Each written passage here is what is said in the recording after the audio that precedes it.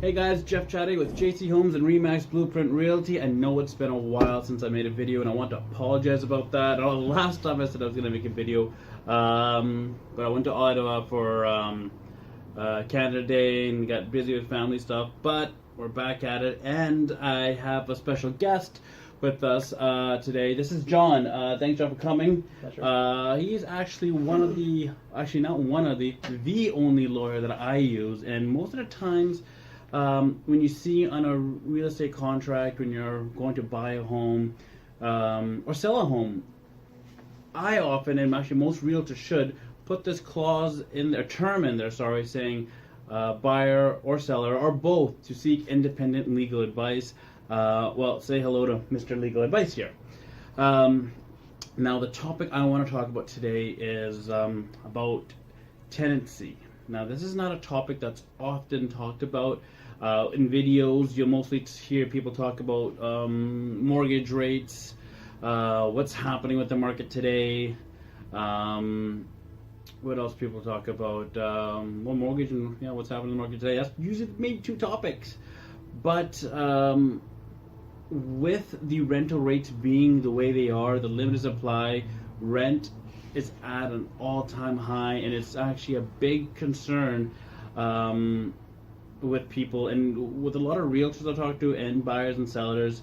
The topic of rent comes up quite often. So me and John were talking just a few nights ago, and we were talking about how unfortunate it is that a lot of people are not knowledgeable on this topic.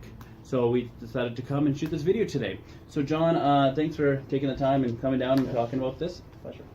Now, what I wanted to talk about exactly is what I just mentioned right now is tenancy. So I'm gonna play a little scenario for you. Sure. Let's say seller, let's just use a name like John, and say John is the seller, and we'll say, I don't know, Mike is the buyer, and John has a lovely tenant by the name of Mary. Now, Mike and John get into a purchase agreement, Mike decides he wants to purchase a place, knows there's a tenant in place already, but wants vacant possession. Now, my question is, what happens if sweet old Mary decides she doesn't want to move and possession is tomorrow? Or let's just say, hey, well, let's just make this even more difficult. Let's say possession is today and Mike's there with his moving truck or something like that, and Mary decides not to move. Okay, so the beginning disclaimer is whatever I share here, don't accept it as legal advice. If you're in a scenario, if you're in a situation, seek counsel, receive independent legal advice that's tailored and fitted to your particular situation. Now, I'm just offering general information here. So to bring it back, Jeff, when you sign a contract of purchase and sale, you have to look at the contract that's the meeting of the minds between the buyer and the seller. Whatever you agreed upon is in that contract. Whatever's documented in there is in that contract. And in that standard CBA contract of purchase and sale, it says that the buyer will have vacant possession, and you essentially put in the dates. That's essentially a commitment from the seller that on this date, at this time, I will give you this property with vacant possession. The information sheet that also comes with your contract says the buyers and sellers will both should look at the Residential Tenancy Act to see what applies. So coming back to your scenario, if I'm the seller, the question then arises: have I followed the steps necessary under the Residential Tenancy Act to give my tenant notice? Is it a situation where I'm the one who's supposed to give notice, or is it a situation where the buyer is supposed to give notice? And those do exist under the Residential Tenancy Act. Have I been diligent about it? Have I taken steps? And when did I find out this may not happen? Was I commercially reasonable about this? Do I have documented evidence that I did what I could to fulfill my obligation under the contract of purchase and sale? Okay, so basically, quick sum up, right, of that we just said is, make sure as a seller, did they do everything that they could do to have that tenant off the property, right? Right, and they followed the prescriptions and the guidelines. Well, legally. Legally. At the end of the day, you want to show two things. You want to show, A, that you did whatever you could, reasonable, obviously, and diligent, to fulfill your obligations under the contract. So don't have Uncle Ben show up with a baseball bat and saying get out. No, that's not a good. That's just not a good idea. That's the non-legal approach. Yeah. Right. Okay. And or you want to show that this tenant is now living in this house illegally under the law. Oh, okay. So it's showing that it's unlegal. Okay, I get that. And that's some of the ways that you can show they're not legally living there. For instance, a 2 month notice. Right? If it applies and steps are met and no dispute resolution procedures have been filed, that's one way where somebody is occupying the property illegally. Great. Now that's all great for the seller. Now for the buyers out there, the problem's going to arise is if the tenant is not out. What does the buyer do? Like what happens? Are there legal repercussions here that maybe the buyer can do, or what goes on with that? Well, I mean, technically, if you have the standard contract of purchase and sale, there have been no amendments, there have been no addendums added to it. Technically, the seller's in breach of the contract because they promised to provide vacant possession and they haven't. In a situation like this, if a buyer is faced with that, I know it's cliche and maybe self-serving, but you need to seek legal advice at that point because you're now looking at modifying contracts, you're looking at breaches of contracts, you're looking at core legal issues such as, did this person breach the contract? Was this communicated in time? Am I accepting this breach of contract? You have to have an eye towards this ending up before the courts and how a judge is going to view this, how a judge is going to view the actions and what was done beforehand. So now since we're talking about courts and all that kind of stuff and repercussions afterwards, and I'm not going to ask you, what is the clause or anything like that. But, even a yes or no can be good enough for us right now. Is there something that can be put into the contract prior to it getting accepted that maybe you can save a bunch of headache? Like I said, this contract is documented evidence of what the purchaser and seller have agreed to. Except for certain limitations under the law. As long as it's reasonable, I mean, you can change it as you see fit. Don't forget the contract of purchase and sale, the CBA standard. That's just it. It's a template.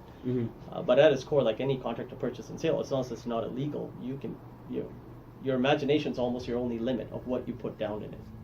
Yeah, very good point. So to get back to what I was saying a little bit earlier about seek independent legal advice. Now, if it's gone to a level where it's possession day and the tenant is not out and the seller throws his hands in the air and the buyer's, getting all ticked off, it's still seek independent legal advice, but maybe in this scenario, the time you should seek legal independent advice is prior to do the full acceptance. And that is why we have on the contract, buyer and seller have been allowed time to seek independent legal advice. And one of the reasons there's been a lot of issues in the news or anything like that, and there's been a lot of legal problems, is subject-free offers and quick closings, writing the offer right away, and not even getting a chance to send that contract to the lawyer. I mean, John, I'm just going to say this. I mean, is it possible? I mean, not is it possible, but once you get the contract in your hand, right, most likely it's already gone too far already, where now, you need a lawyer now, that's it. You in terms of a conveyance, you mean? Yeah, well, a conveyance or, like, say, legal problem. Like, say, for instance, we just talked about the tenancy, to stay on topic with tenancy, right? If it's day 30 and possession day today, right, and we knew maybe before acceptance that we could have maybe talked to the tenant and figured something out, but we didn't, because, we never thought about it. We just took vacant possession for the words it was, right? Could there have been something that, we didn't handle that part before? Possibly, depending on the individual circumstances. But I mean, if you engage a lawyer and one who's versed in contract law and contract drafting and whatnot, usually there's a way to at least mitigate it and try to save the contract of purchase and sale. It may take longer, it may cost a bit more time, but it'll need the cooperation of both parties. But there's usually ways to do it. Fair enough, John. I'm not going to bore everybody because I know our videos can get very long and we can get very into this. The whole point of the videos we're trying to make here is quick information, so you can actually, it's easy to remember. I mean, if we go on and on and on and on and on about this, you'll probably forget the first things we talked about. If you want to get a hold of John, give me a call, 604-780-9830. I'm also going to have a link attached to John, so you can even get a hold of him directly. I think that's about it. Is there anything else you want to talk about here, John? I guess call the best realtor in Surrey if you want to get a hold of me. Well, me and John are going to go out and have some dinner. Call it an end of the day. So, John, thanks for coming by. Pleasure. We will try to commit to doing a video every week. Schedules get really hectic sometimes. John's very busy in his practice, but it takes the time out to do a video like this, which is really great. So we're going to try to do a video. If you guys have a video or topic or something you'd like to discuss, it does not have to be necessarily about real estate. I would love it if it has a little bit of the topic in it, but if it's not, it's still something we'll consider to talk about. Send me a message. Send me a message on Facebook or text me. Email me at jeffchadha@remax.net or call me 604-780-9830. So this is Jeff Chadha for JC Homes and Remax Blueprint Realty. You guys have a great day, and look forward to talking to all you guys. Thanks.